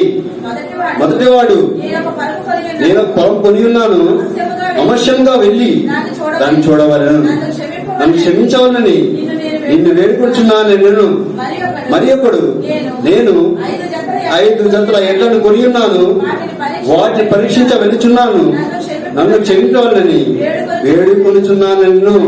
మరి ఒకడు, నేను ఒక స్త్రీని వివాహం చేసుకొనుచున్నాను, అందుచేత నేను రాలేనను. అప్పుడు ఆ దాసుడు తిరిగి వచ్చి ఈ మాటలు తన యజమానికి తెలియజేయగా, ఆ ఇంటి యజమాని కోపపడి, ఈ త్వరగా పట్నపు వీధుల్లోనికి సందుల్లోనికి వెళ్లి బీదలను, అంగహీనులను, గుడ్డివారిని ఇక్కడికి తోడుకు రమ్మని దాసులతో చెప్పగా, అంతటా దాసుడు, ప్రభా, నీవు ఆజ్ఞాపించినట్టు చేస్తుంది గాని ఇంకను చోటున్నదని చెప్పాను. ఇవన్నీ చదువు మీకు బాగా తెలుసు, చిన్నప్పటికి తెలుసు. కథ మాత్రం కాదని నిజం. ఏం తెలుసు అంటే, ఒక విందు చెప్పాడు, విందు చేయించాడు, పిలవమన్నాడు దేవుడు. ఇక్కడ జరిగిన విషయం ఏంటంటే, స్టార్టింగ్ లో గమనిస్తే మీరు ఒక్కసారి పైకి రండి. 15వ అధ్యాయం 15వ వచనం 14-15. ఆయనతో కూడా భోజన పంక్తిని కూర్చుండే వారిలో ఒకడు ఈ మాట విని, దేవుని రాజ్యములో భోజనం చేయవాడు ధన్యుడని ఆయనతో చెప్పగా ఆయన చదవక అతనితో ఇట్లను, ఒక మనుషుడు గొప్ప విందు చేయించి అనేకులను పిలిపించెను. ఈ విందు మనకు తెలుసండి బాగా, కానీ పైన ఉన్న మాట తెలియదు ఎవరికి. చెప్తున్నాడు, ఈ ఒక మనిషి చెప్తున్నాడు, అయ్యా భోజనం, దేవుని రాజ్యంలో భోజనం చేయవాడు ధన్యుడని. ఎక్కడికి వచ్చాడు యేసుప్రభువు వారు? ఒక విందుకి వచ్చాడు, భోజనానికి వచ్చాడు. అయితే ఇక్కడ ఇంకొక అతను ఉన్నాడు, ఇంకొక అతను ఉండి మనలాంటి వాడే యేసుప్రభువుతో కూడా కూర్చొని చెప్తున్నాడు, అయ్యా నేను దేవుని రాజ్యంలో భోజనం చేయడం చాలా గొప్ప విషయం అని చెప్పి మాట్లాడుతున్నాడు. చూడండి ఒకసారి మళ్ళా, భోజనం కూర్చోండి, దేవుని రాజ్యంలో భోజనం చేయవాడు ధన్యుడని ఆయనతో చెప్పాగా. దేవుని రాజ్యం అన్నాడు, దేవుని రాజ్యంలో కూర్చోవాడే గొప్పవాడు అని చెప్తున్నాడు ఆయన. ఇక్కడ యేసుప్రభువు చెప్పి చూడండి ఒకసారి 17వ వచనం, విందు కాలమందు 16వ వచనం, ఆయన అతనితో ఇట్లా ఏం చెప్తున్నాడు చూడండి, ఒక మనుషుడు గొప్ప విందు చేయించి అనేకులను పిలిచెను. ఈయన మాత్రం దేవుని రాజ్యంలో ఒక విందులో ఉండాలి, ఆయన రాజ్యంలో చెయ్యాలని చెప్తున్నాడు. ఈయన మాత్రం కూర్చొని ఒక మాట చెప్తున్నాడు, ఆయన రాజ్యం ఒక విందు చేయించాడు. ఏ విందో చెప్తున్నాడు ఇక్కడ. ఈ ఒక మనుషుడు, ఆయన మనుష్య కుమారుడు ఈ లోకానికి వచ్చాడు, మనుష్య కుమారుడిగా ఈ లోకానికి వచ్చాడు. ఈ విందు అర్థం కాలేదు చాలా మందికి. చాలా మంది ఏదో విందులే అనుకున్నారు అంతే, పైన మాట చదవలేదండి. చాలా మంది కాదు, ఇప్పటికీ చదవలేదు, అర్థం కాలేదు ఎవరికి. నాకు అర్థం కాదు చాలా దినాలు. పైన వచ్చిన చదివితే అప్పుడు అర్థమైంది, ఓహో దేవుడు చెప్పింది ఈ విందా అర్థమైంది. అంటే భోజనం కాదు ఇది, వేరే విందు ఇచ్చేది ఎవరిని చాలా మంది పిలుస్తున్నాడు. మళ్ళా విందు చేయించాడంట, చాలా మంది పిలిచాడంట, చాలా మంది రావట్లేదంట. నాకు ఒక పని ఉంది, నేను పెళ్లి చేసుకుంటున్నాను చెప్తున్నాడు. ఆ విందు ఈ విందేనండి, ఆ విందు ఈ విందునే గుర్చేస్తున్నాడు యేసుప్రభువు వారు. ఎవరు పిలుస్తాడు దేవుడు? రక్షింపబడిన వారిని. రక్షింపబడిన వారిని పిలుస్తాడు. రక్షింపబడిన వారే కారణాలు చెప్తున్నారు. ఏ కారణాలు? వ్యర్థమైన కారణాలు. లోకానికి వస్తున్నారు, రక్షింపబడుతున్నారు, కారణం ఈ కారణాలు చెప్తున్నారు. ఎన్ని చెప్పారండి? 3-4 కారణాలు చెప్పారు. అయ్యా, ఆ పొలం కొన్నాను, అది కొన్నాను, ఆదివారమే కుదిరింది. ఆదివారమే కుదిరింది. చూడండి, దశలోని పత్రిక, దశలోనికైలు రాసిన పత్రిక 2వ పత్రిక 2:14. మీరు ఇలాగున రక్షింపబడి మన ప్రభు అయిన యేసుక్రీస్తు యొక్క మహిమను పొందవలెనని ఆయన మా సువార్త వలన మిమ్మల్ని పిలిచారు. ఎలా పిలిచారండి? ఎలా పిలిచారు? నిన్ను నన్ను వాళ్ళని ఎలా పిలిచారు? యేసు ప్రభువు పంపిస్తున్నారు. మనుషుడు ఎవరు? మనుషుడు కుమారుడు ఆయన, యజమానుడు, దాసుడు, సేవకుడు పంపిస్తే ఆయన కారణాలు చెప్తున్నారు. పిలిచాడు, మనం అర్థం చేసుకోవాలి. మనకి ఇది అర్థం కాదు. ఒక విందు చేశాడు దేవుడు, యేసుప్రభువు చేశాడు చెప్తున్నాడు అని అనుకున్నాం. పైన విషయాన్ని అర్థం చేసుకోవాలి. ఏ విందు? అయ్యా, నేను ఆ రాజ్యములో భోజనం అన్నాడు ఒక మనిషి. అంటే తను చెప్తున్నాడు, ఒక విందు చేయించా, నేను విందు చేపిస్తున్నాను, నేను విందు చేపిస్తున్నాను, పిలుస్తున్నాను, కానీ చాలా మంది రారు. కారణాలు చెప్తున్నాడు అని చెప్తున్నాడు. కారణాలు చెప్పేవారికి మనం ఉన్నామా? ఎందుకు ఈ విందు? ఎవరి విందులో పాల్గొనాలి? ఎందుకు పాల్గొనాలి? ఆదివారం ఎందుకు కూర్చోవాలి? అసలు ఆదివారమే కూర్చోమని ఎందుకు చెప్తున్నారు? ఆదివారంలో ఏముంది? ఎవరు చెప్పారు? కొంతమంది ఏమో కూర్చుంటారు. చాలా మంది ఆరాధన, రొట్టె విరవడానికి కూర్చోరు చాలా మంది. నెలకు ఒక్కసారి అంట, నెలకు ఒక్కసారి, సంవత్సరానికి ఒకసారి. కొంతమంది బైబిల్ చదవట్లేదు. చదివాప్పుడు మనం యెషయా గ్రంథం చదివాం. పరిశీలించి చదువుకొనుడి. పరిశీలించదు. ఎంతో మంది ప్రాణ త్యాగాలు తీసుకొచ్చి చేసి నీ చేతికి వచ్చినట్టే డబ్బు పెట్టి కొన్నావేమో, కానీ కొంతమంది ప్రాణాలు పోగొట్టుకొని నీ చేతికి గ్రంథం రూపంలో వచ్చింది. ఇలాంటి గ్రంథాన్ని నీవు నేను చదవక, పరిశీలించి చదువుతున్నాం చాలా మంది. పరిశీలించి చదవక చదవాలని చెప్తున్నాడు యెషయా గ్రంథంలో. ఏ రోజు తీసుకోవాలి రొట్టె రాక్షసం? ఏం చెప్పాడు అసలు యేసుప్రభువు? ఏమని చెప్పాడు? ఎప్పుడు తీసుకోవాలని చెప్పాడు? అసలు గ్రంథం అంతా ఏం చెప్పింది? అసలు ఏ రోజు తీసుకోమని చెప్పింది క్లియర్ గా. చూడండి ఒకసారి. కొరింథీయుల పత్రిక ఎందుకు తీసుకోవాలి? కొరింథీయులకు రాసిన మొదటి పత్రిక 11వ అధ్యాయం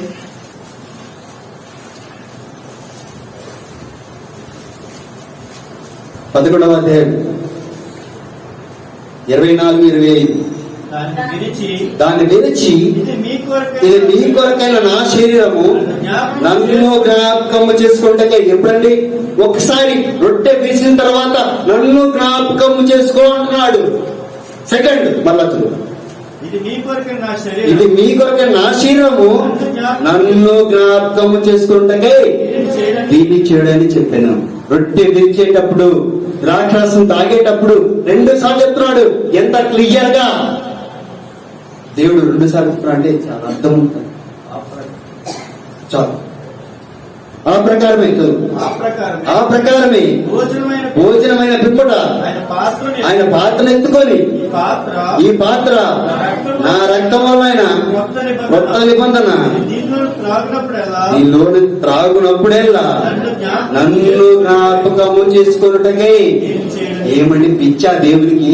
2 సార్లు అక్షరానికి రొట్టె తీసిన రొట్టె రసం ఒకసారి ఇచ్చి నన్ను జ్ఞాపకం చేసుకోండి సరిపోతుందిగా. మనమంత జ్ఞానం అని తెలిసి దేవుడికి, మనమంత జ్ఞానం ఉందని తెలిసి దేవుడికి 2 సార్లు ఆపించాడు. మన జ్ఞానాన్ని దేవుడు తెలిసి బాగా 2 సార్లు ఆపిస్తే బాగోదు, ఒకసారి ఆపిస్తే బాగోదు, 2 కలిపి కాదు, ఒకసారి ఆపించాలని చెప్పి దేవుడు పరిశుద్ధాత్మ దేవుడు రాపించాడండి. వేరుగా రాపించాడు. ఎన్నిసార్లు గుర్తు చేసుకుంటాం మనం దేవుడిని? రోజు గుర్తు చేస్తాం ప్రార్థనలో. రొట్టె ద్రాక్షాలు అనుకొచ్చేసరికి నెలకు ఒకసారి చూద్దాం. చూడండి ఒకసారి చూద్దాం. ఎప్పుడో అపోస్తల కార్యములు 20వ అధ్యాయం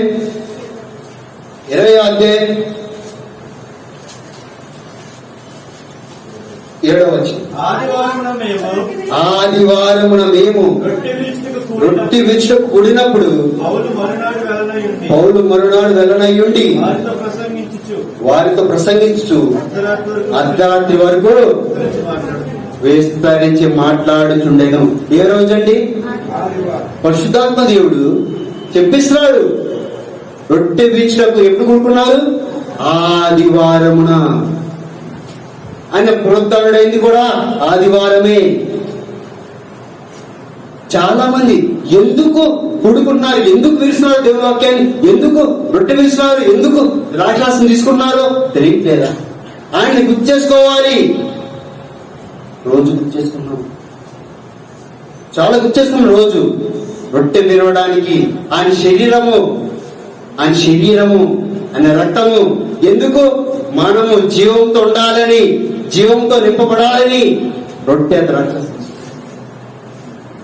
ఏదో ఆశామర్చిగా ఏదో రొట్టె వచ్చిందిగా ఇస్తున్నాడు కదా, రొట్టె చేస్తున్నారు కదా, రొట్టె తీసుకున్నాం, రొట్టె కొంట దొరికింది కాదు.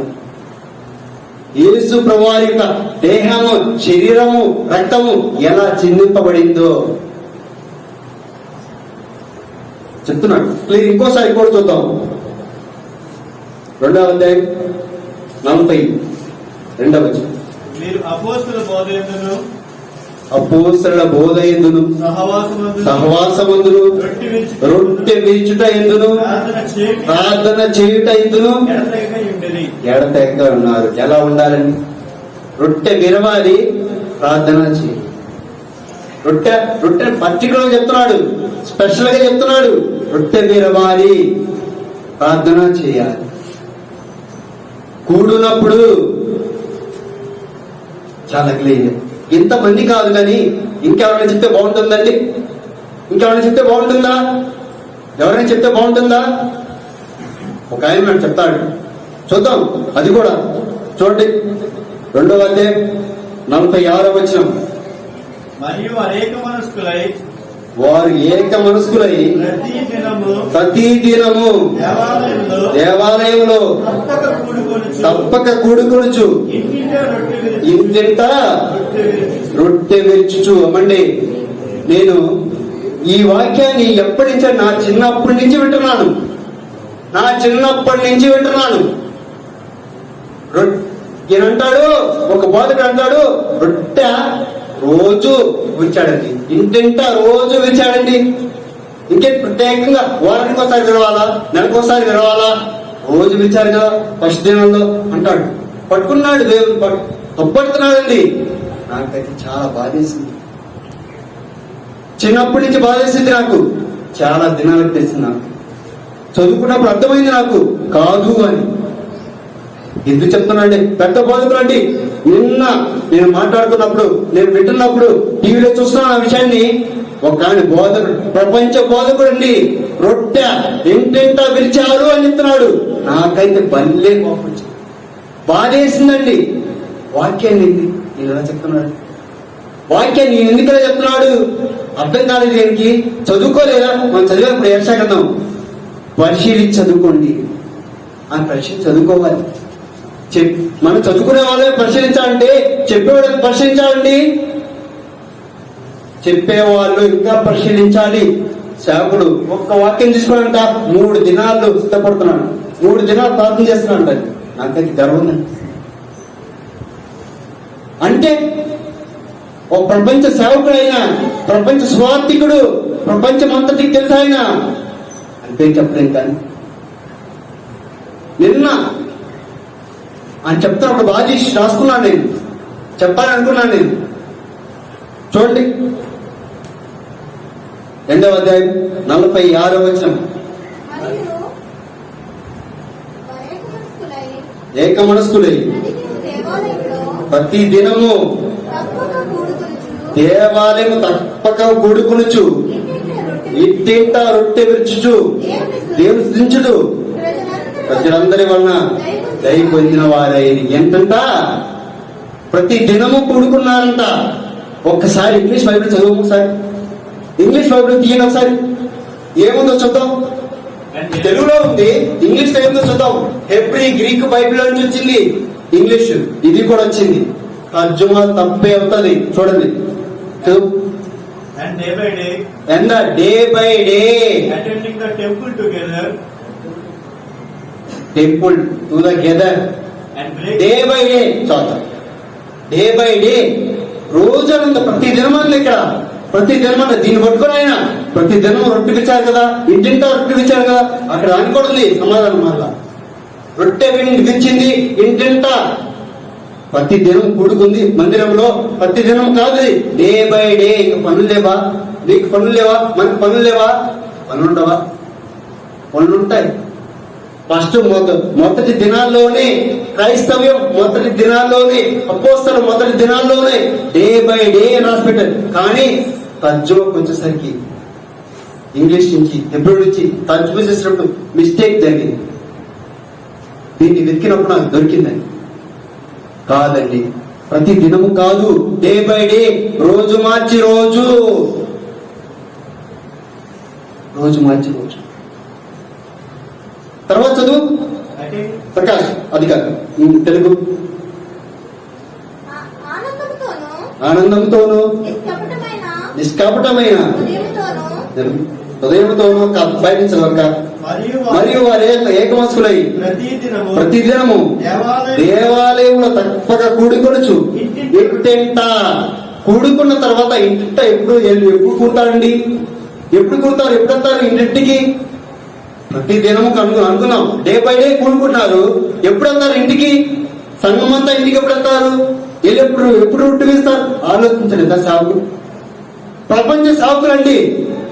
ఆలోచించరా? కూడుకోవాలి, రోజు మార్చి రోజు కూడుకోవాలి చర్చిలో. బట్ ఇక్కడ అర్థం చేసుకోవాలి. వాళ్ళు అర్థం చేసుకోవట్లేదు. అదే బాధ. రాత్రి అంతా చాలా బాధ వేసింది. కోప్పడ్డాను, నా భార్య మీద కోప్పడ్డా. చూడు ఎలా చెప్తున్నాడో ఈయన. ఇదేనా బోధ? ఇదేనా ప్రపంచ సేవకులు, ప్రపంచ స్వార్థికులు? బాధేసింది. చదవండి, ఇంగ్లీష్ లో క్లియర్ ఉంది, డే బై డే అని. అంటే కూడుకున్నాం, మందిరంలో కూరుకున్నాం, ఇద్దరం అందరు కూరుకున్నారు. రొట్టె ఇంటింటా రొట్టె విరిచారు. ఇంత రొట్టె విరవాలంటే ఏ మందిరం నుంచి వెళ్ళాలి కదండి, అందరు వెళ్ళాలి కదండి. ఎన్నో రోజులు తీసుంటారు, ఎన్నో రోజు తీసుంటారా? ఇవన్నీ కాదు. అసలు ఎవరు చెప్తే బాగుంటుంది, ఎవరి విచారం చెప్పుకుంటే బాగుంటుంది? చూద్దాం ఒకసారి. లోకాసు వార్త 24:30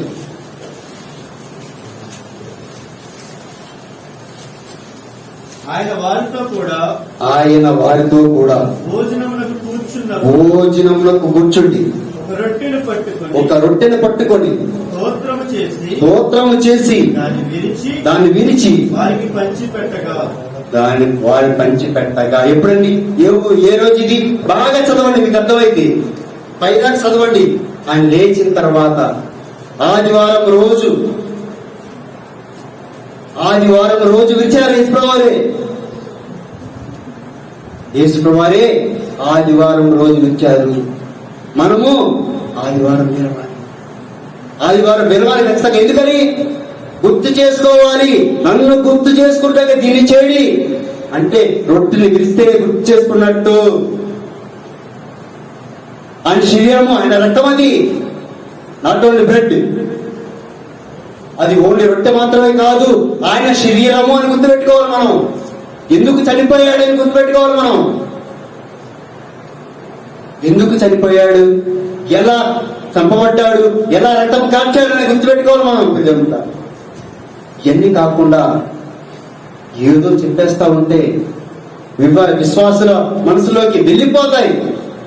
ప్రపంచ సేవకులు కూడా చాలా మంది విన్నాను. ఇక్కడ ఉన్న విషయాన్ని ఆలోచించరు.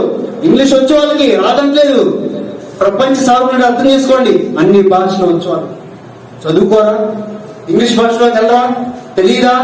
డే బై డే కనబడలేదు వాళ్ళకి. డే బై డే రోజు మార్చి మనం ఆరాధించే వారమై ఉండాలి. కొరింథీయుల పత్రిక 1వ పత్రిక 16:2. మొదటి పత్రిక 16:2. నేను వచ్చినప్పుడు చందా పోగు చేయకుండా ప్రతి ఆదివారమున మీలో ప్రతి వాడును తాను వర్ధిల్లని కొలను. ఎలా కూడుకున్నారండి? ప్రతి ఆదివారమున కూడుతున్నారు. ఎందుకు కూడుతున్నారు? పౌలు గారు చెప్పారు కదండి, ప్రతి ఆదివారం రొట్టె బీచ్లో కూడినప్పుడు ప్రతి ఆదివారం కూడుకున్నాడంటే, పౌలు గారు కూడాడంటే, చేరుకున్నారంటే, అందరినీ సేకరించాడంటే రొట్టె విరవడానికి. కాబట్టి సందా పోగు చెయ్యండి అని చెప్తున్నాడు. మనం అలాంటి వారు ఉండాలి. మనం గుర్తు చేసుకోవాలి. ఏమి గుర్తు చేసుకోవాలి? కనీసం వాళ్ళకి ఒకసారి శరీరానికి ఏ శరీరం జీవం ఉంది అందులో. నిన్ను నన్ను నా శరీరాన్ని జీవంతో నింపేదే. శరీరాని కోసం కాదు, శరీరం కోసం కాదు. నువ్వు ఎక్కడి నుంచి వచ్చావు? దేవుని దగ్గర నుంచి వచ్చావు. మళ్ళీ అక్కడికి వెళ్తావు, దేవుని దగ్గరికి వెళ్తున్నావు. దేవుని దగ్గరికి వెళ్ళాలి. ఈ శరీరంలో ఉండి ఆయన నేర్చుకున్నాడంట. తీసుకోవాలి. ఆయన శరీరం ముందు నేర్చుకున్నాడంట, శ్రమల ద్వారా నేర్చుకున్నాడంట. నీకు నాకు వచ్చే శ్రమలేంటి? ఆయన ఏ శ్రమను బట్టి నేర్చుకున్నాడు? విధేయతను నేర్చుకున్నాడు. మనం విధేయత అన్నిటిని నేర్చుకోవాలి. దేవుడి విషయాన్ని నేర్చుకోవాలి. ఎప్పుడు విరవాలు నేర్చుకోవాలి. చాలా మంది బోధకులు చెప్తున్నారు అలా కాదు, చెప్తే క్లియర్ చేసుకోవాలి చెప్తున్నాడు. ఆదివారమున రొట్టె పిలిచాడు ఆయన. పౌలు గారు చెప్తుంది అదే క్లియర్ గా. కాబట్టి మనం యేసు ప్రభువుని గుర్తు చేసుకోవాలి. ప్రతి ఆదివారం గుర్తు చేసుకోవాలి.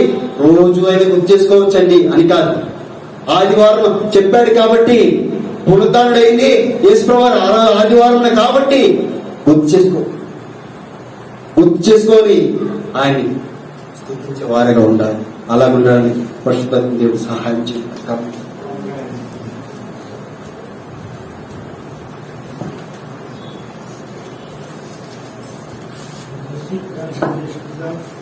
మోకాళ్ళ మీద బద్దాం.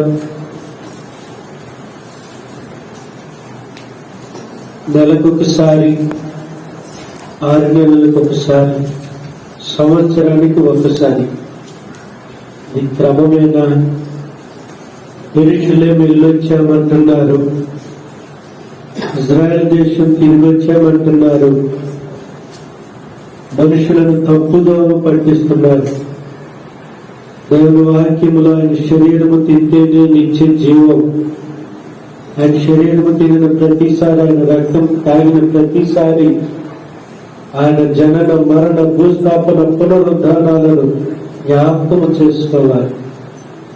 సరే, ఎప్పుడు విరవాల రొట్టె? ప్రతిరోజున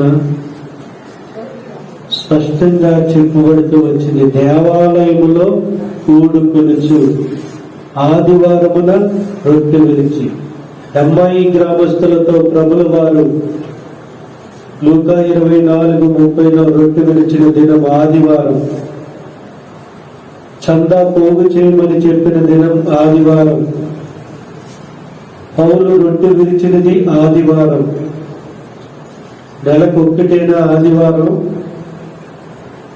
పరుగులు పెడుతున్నారు అక్కడికే. అబద్ధానికి ఆకర్షణ ఎక్కువ, సత్యానికి తర్కం ఎక్కువ. సత్యాన్ని తర్కిస్తేనే వస్తుంది వెలపటికి. వెన్న తరచుగా వస్తుంది, పాలు తరచుగా, మజ్జిగ తరచుగా వచ్చేదే వెన్న. అబద్ధం ఏం అవసరం లేదు, చక్కగా అబద్ధం వైపు వెళ్ళిపోతున్నారు. సంవత్సరానికి ఒక్కసారా? 6 నెలలకు ఒక్కసారా? నెలకొక్కసారా? మొదటి ఆదివారమా? ఎక్కడుంది బైబిల్లో మొదటి ఆదివారం రొట్టె విరవాలని? ఎంత అబద్ధం చేస్తున్నారు. అబద్ధం చేసే నీవు ఎలాగునా నిత్య జీవం పొందుతావు? ఒక్కసారి పరిశీలించుకుందాం. మనం సత్యములో ఉన్నామా, ఎవరు చేరెదరు పరలోకమే వారిది. అపోస్తలుల బోధను నమ్మి స్థిరపరచబడిన వారి, అపోస్తలుల బోధను నమ్మి స్థిరపరచబడిన వారి, ఆత్మశక్తితో ఎల్లప్పుడూ సంఘములో నిలచేదారు. ఆత్మశక్తితో వారు ఎల్లప్పుడూ సంఘములో నిలచేదారు. క్రీస్తు ప్రభువు తన రక్తమిచ్చి కొన్నటి సంగమున ఎవరు చేరెదరు వారి ధన్యులు పరలోకమే వారిది. ఎవరు చేరెదరు వారి ధన్యులు పరలోకమే వారిది. పరిశుద్ధులతో సహవాసములు ఎవరు కలిగి ఉందురు. పరిశుద్ధులతో సహవాసములు ఎవరు కలిగి ఉందురు. వారి పొందెదరు క్షేమాభివృద్ధి క్రీస్తు ప్రభువునకు.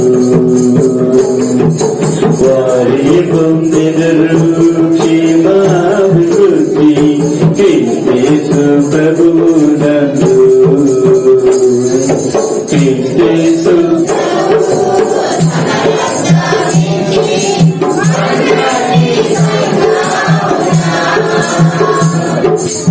ఎవరు చేరెదరు వారి ధన్యులు పరలోకమే వారిది. ఎవరు చేరెదరు వారి ధన్యులు పరలోకమే వారిది. దయచేసి కూర్చుందాం.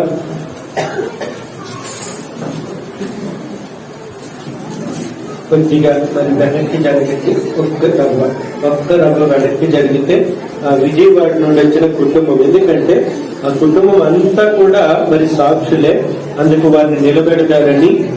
అమ్మ రండి, అక్కయ్య గారు, శారమ్మ గారు, లత, అలాగే దివ్య, మనవరాళ్ళు, అవి వజ్రాలు, మనవరాళ్ళ వజ్రాలు, వజ్రాలు రండి. వైడూర్యాలు అంటారు ఎవరైనా. ఆ కృపమ్మ గారికి ఉన్నాయి 3 వైడూర్యాలు.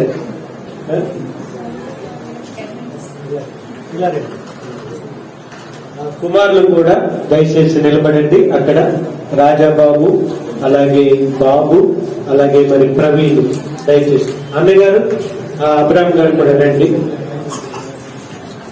అమ్మ వీరు, షారా గారు, అక్కడున్న బయట బట్టలు వేసుకున్నాను అబ్రామ్ గారు. తర్వాత పెద్ద కుమారుడు రాజా, చెయ్యండి బాబు. పెద్ద కుమారుడు, పెద్ద కోడలు దివ్య, చెయ్యంటమ్మా దివ్య. చిన్న కుమారుడు బాబు, అంగండి ఆయన యాక్సిడెంట్ అయ్యి మరి కోమాలో కంటూ వెళ్ళిన ఆయన. బుల్లెట్ మీద వస్తుంటే 2 గంటల టైంలో 5 మీద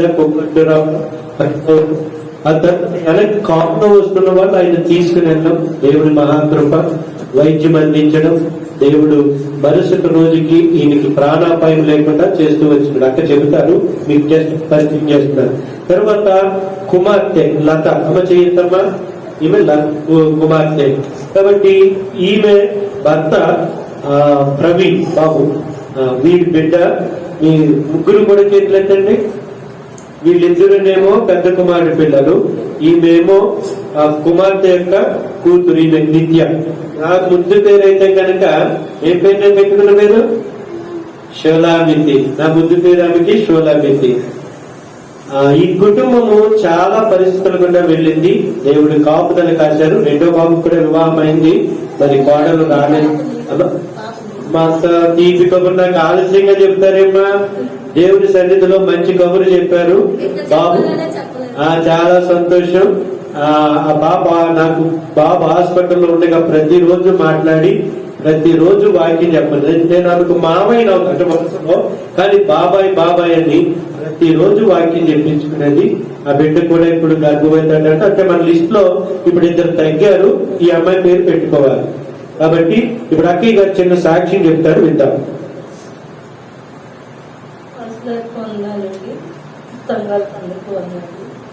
సాక్ష్యం అండి, నా పిల్లలు ఎంతవరకు దేవుళ్ళని ఎదుగున్నారు. ప్రతి విషయంలో కూడా 16 ఏళ్లకే నా పిల్లలందరూ బాప్టిజం తీసుకున్నారు. కోడలు కూడా అట్లాగే బాప్టిజం తీసుకున్నారు. ముఖ్యంగా ఏంటంటే చిన్న బాబుకి ఆపరేషన్ లాగా తల అయితే ఒక్కటి వచ్చింది. బాబు చాలా జాగ్రత్తగా తోలుతాడు. బండి పెద్దగా ఎసురుగా వెళ్ళడం చాలా జాగ్రత్తగా తోలుతాడు. అలాంటిది రాత్రి 2 గంటలు 1 ఆ టైంలో జిమ్ దగ్గర నుండి వస్తుంటే లైట్ టైం కుక్కిట్లో అడ్డు వచ్చింది కూడా తనకు తెలియదు. ఎలా పడిపోయాడో తెలియదు, ఎలా బండి మీద ఉన్నాడో తెలియదు. వెనకాల నుండి మా ఇంటి ఎదురుగా ఉండేవాడు మా అబ్బాయి తప్పు తెలియదు. మొత్తం ఇలా ముసుపెట్టుకుని ఇలా ఉంటాడు. మొత్తం తెలియదు. బండి నెంబర్ చూసి ఇది వాళ్ళ ఇంటి దగ్గర బండిలాగా ఉందే, అక్కడ ఎవరో అని బండి నెంబర్ చూసి కారులో కొండ వచ్చి గబగబా తీసుకెళ్తే 1 గంట దాకా మాకు కబుర్లేదు. మాకు ఫోన్ చేస్తున్నారు, ఫోన్ ఎత్తట్లేదని తెలివిలో లేదు. ఇక్కడ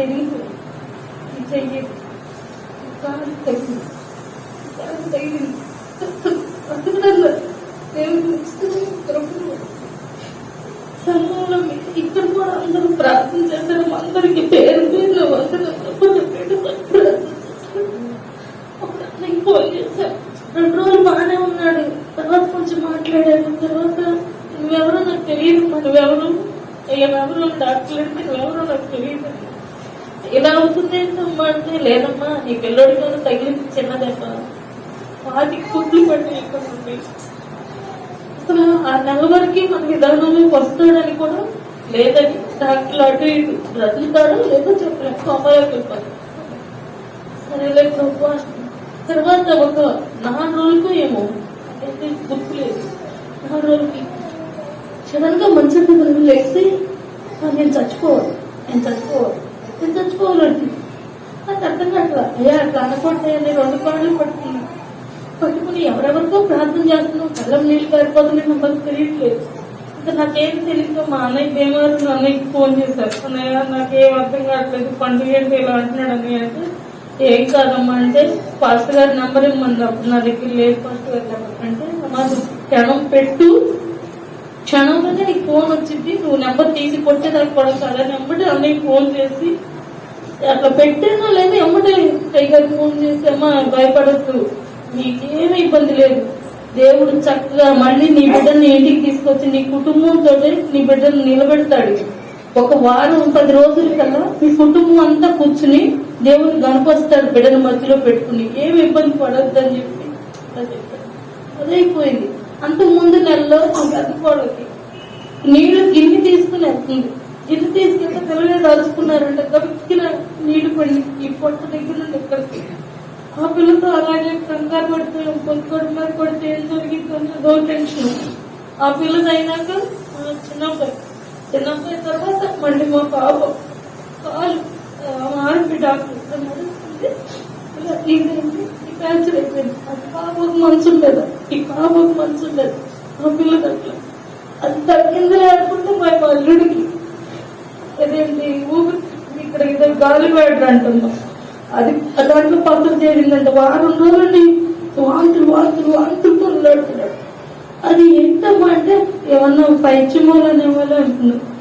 ఏదమ్మా ఇంకా ఎక్కువైపోతున్నాయి, నురుగు వచ్చేస్తుంది. వాంతులు చేస్తుంటే తీసుకెళ్తే అర్జెంట్గా ఇమీడియట్ గా ఆపరేషన్ చేయాలమ్మా, లేకపోతే అది పగిలిపోతే పాయిజన్ అయిపోతే బిడ్డ దగ్గర అక్కడ తీసుకెళ్ళి ఇచ్చేస్తే మళ్ళీ 24 గంటలు పెయిన్ ఉంటా ఆ పిల్లలకి. అది తీస్తే మనకి కావాలి. దేవుడు ఉచిత అమితమైన కృపను బట్టి నా బిడ్డలు నా కుటుంబాన్ని నా నిలబెట్టాడు. ఆయనకి ఎగలేని స్థితులు స్తోత్రాలు. అప్పుడే అనుకున్నానయ్యా, నా బిడ్డలు సజీవ లెక్కలో నిలబెట్టాడు. ఈ సంఘానికి వచ్చి సాక్ష్యం చెప్పుకోవాలయ్యా అని చెప్పి ప్రార్థన చేస్తున్నాను. రాత్రి 3:05 3:00కి ట్రైన్. అప్పటికే మేము 1 గంటకు వచ్చేస్తేనే మాకు బండి అంది. మా ఇంటి దగ్గర నుండి 1 గంటకు వచ్చాం. అప్పుడు వచ్చి దేవుడు ఉచితమైన కృపను పెట్టమ్మా. మా బిడ్డల కొరకు ప్రార్థన చేసిన వాళ్ళందరికీ, పాస్టర్ గారికి, పాస్టర్కి, పేరు పేరున సంఘానికి అందరికీ వందనాలమ్మా. సాయంత్రం మటుకు ప్రార్థనకి రండమ్మా, తప్పనిసరిగా రండి, అందరూ రండమ్మా. దయపడి చిన్ని సాక్ష్యం దేవుడు దీవించిన ప్రార్థన చేసుకుందాం. మా ప్రేమ కలిగిన పరలోకమందున్న మా తండ్రి, నీ ప్రియకుమారుడైన మా ప్రభువైన యేసుక్రీస్తు వారి నామములో ఇంతవరకు మీరు చేసిన సహాయం అంతటి కొరకు స్తోత్రాలు. సంఘ ప్రార్థనలకు జవాబుగా అన్న అబ్రహాము గారిని శారాను ప్రేమించి ఇచ్చిన పెద్ద కుమారుడు రాజా కుటుంబములో దివ్యాకు స్వస్థతనిచ్చావు. చిన్న కుమారుడు బాబును ప్రభా ఆరోగ్యం ఇచ్చి బ్రతికించి ఆయన భార్యకు గర్భఫలముని ఇచ్చినావు. ఎంత మంచి దేవుడు నాయన, మీకు వందనాలు తండ్రి. అలాగే లతను ప్రభా నాయన ప్రవీణను ఆయన ఆరోగ్యములతో నింపి వారికి చక్కటి ఆయన కుమార్తె శోలాభితిని ఇచ్చినాం తండ్రి, మీకు స్తోత్రాలు.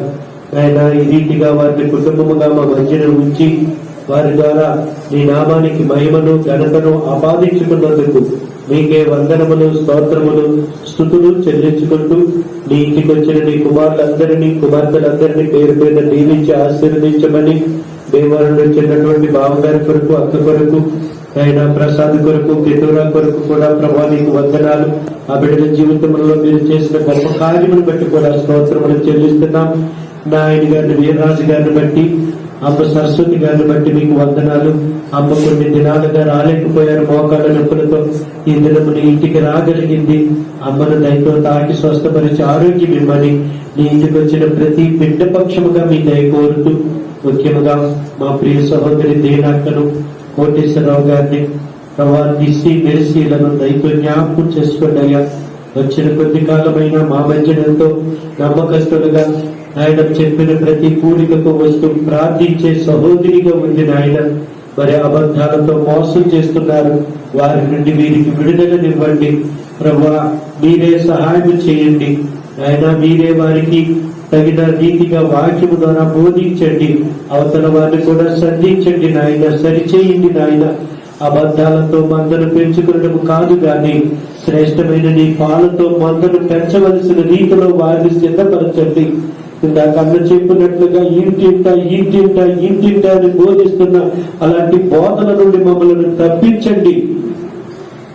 ప్రతి ఆదివారము నీ శరీరము, నీ రక్తము పెట్టబడిన స్థలములో మోకాల్లోనే పచ్చని ఒలివ మొక్కల వలె నీ పిల్లలందరినీ ఆశీర్వదిస్తూ రమ్మని, నీ పిల్లలు వారి ఇంటి సమృద్ధి నుండి నీ ఇంటి సమృద్ధికి తీసుకొచ్చిన కానుకలు, ప్రతిష్టార్పణలు, దశమ భాగములు దీవించి ఆశీర్వదించుకుని వందనాలు చెల్లిస్తూ యేసుక్రీస్తు ప్రభు నామములో స్తుతించి ప్రార్థించి బ్రతిమాలు కొనుచున్నాము తండ్రి.